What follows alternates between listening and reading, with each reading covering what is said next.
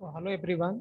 In today's lecture, we are going to discuss about pattern allowances and the reasons for which we have to change the shape and size of the pattern in comparison to the casting to be produced.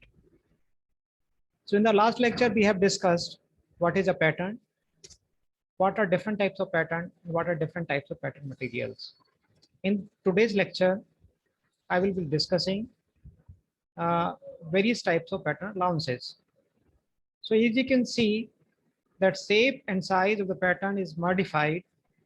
This modified is in comparison with casting produced using that pattern. So shape and size of the pattern is modified due to these two reasons. One is pattern allowances and another is minute details which has to be produced in casting.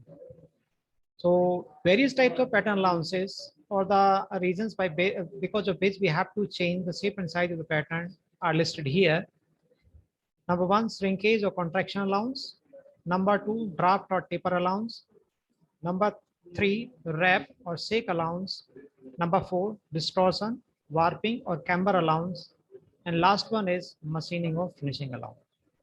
So after discussing all these allowance, I will be discussing what is the minute details which has to be produced in casting. Because of that, we have to change the shape and size of the pattern. So that will be discussing in the end of the lecture. So first, shrinkage or contraction allowance. Actually, what happens when we pour molten metal into the previous prepared mold cavity, then shrinkage of the molten metal takes place inside the mold cavity. Shrinkage occurs in two stages or two steps. One is known as liquid shrinkage, another is known as solid shrinkage. Liquid shrinkage is the shrinkage of molten metal from pouring temperature to liquid temperature. Actually, what happens? In this figure, you can see the riser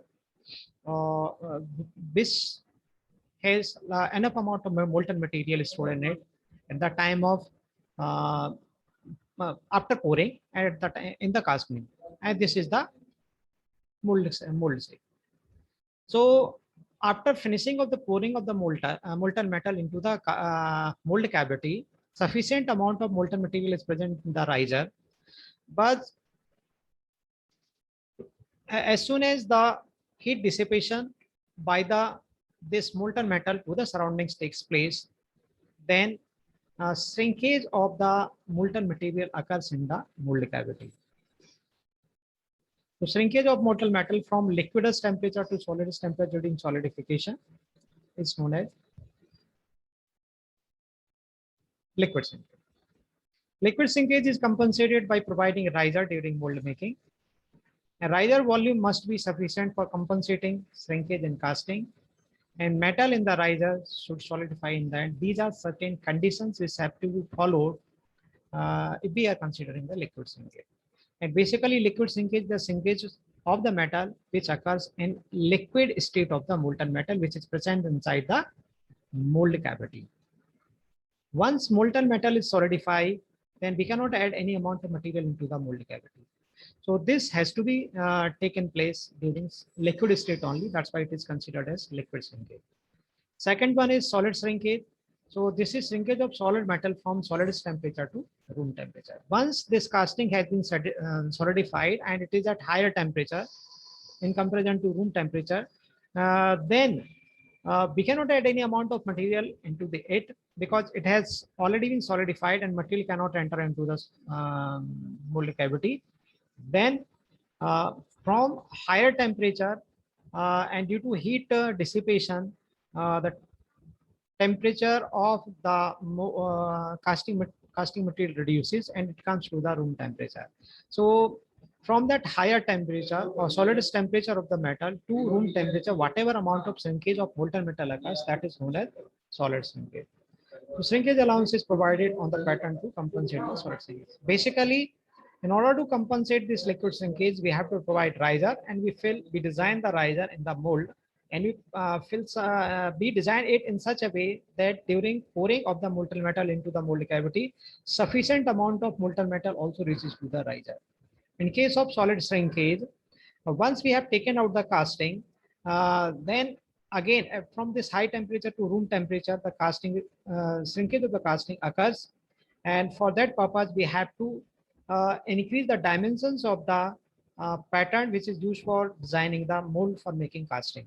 So this increase in dimension of the pattern is known as solid shrinkage.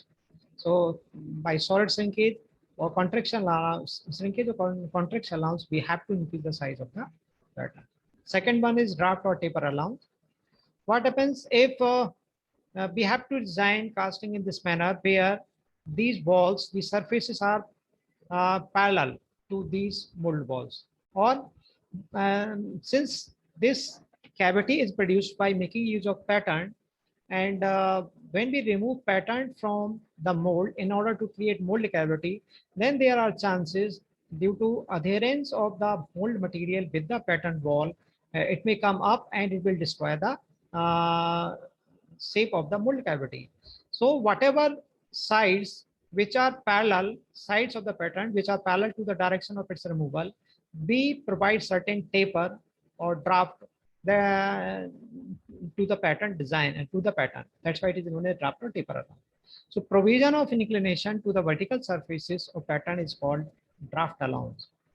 It is provided for easy removal of pattern from mold, and draft allowance varies with the complexity of the job, but generally its value lies between half degree to 2 to 3 degree only. This taper or inclination is not very high. It is hardly half degree to 2 or 3 degree only. And this taper is provided onto the surfaces which are parallel to removal, parallel to the direction of removal of the pattern. Third one is shape or wrap allowance. What happens during molding, when we have rammed the mold material in the mold box, and it is having pattern in it, and when we turn upside down this mold box, and we have to remove this pattern from it. So for removal of the pattern, we provide certain amount of force using mallet, or we can use draw spike also, which is screwed into the holes provided into the pattern, and then it is given slightly shaking movement. So there are chances of increase of the mold cavity. So molding send adheres to the pattern walls while molding. Shake allows the wrapping done all around the vertical faces of the pattern, and this shaking is provided to avoid the damage taking place due to adherence of molding sent to the pattern walls. So what happens when we use this draw spike for removing the pattern, then there are chances of slightly increase of the mold cavity. So this kind of allowance we have to consider. Otherwise, if we do not compensate for it, then there are chances of increase in size of the mold cavity, and hence it will increase the size of the casting also.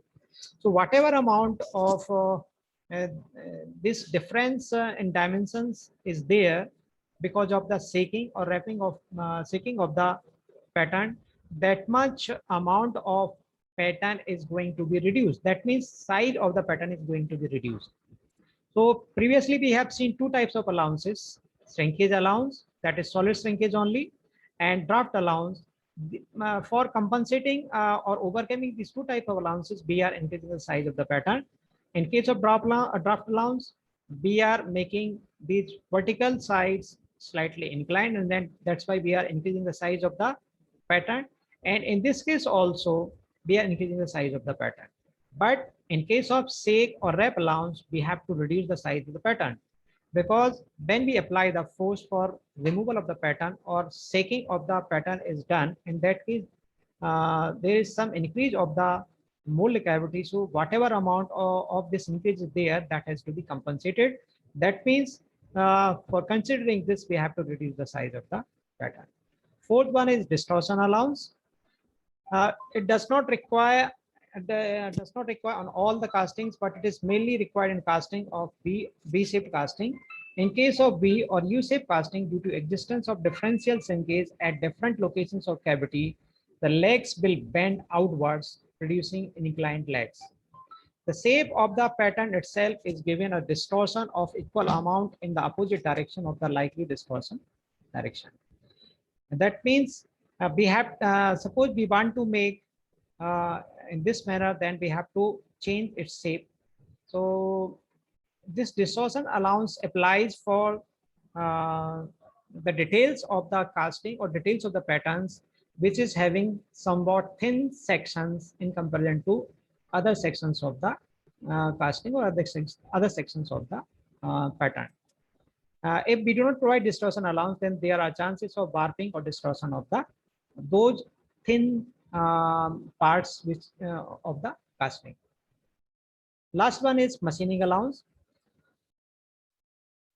Whatever surface, whatever object which we produce by casting, generally it is having rough surface, except in case of investment casting processes or lost wax mold casting process, precision investment casting processes, and all other types of casting processes, the surface obtained of the casting is somewhat rough. So before using that casting, we have to make the surface smooth, and that is done on some machines. So some machining allowance has to be provided because we have to remove that much amount of material from the casting produced. So extra dimensions provided on the pattern to compensate the subsequent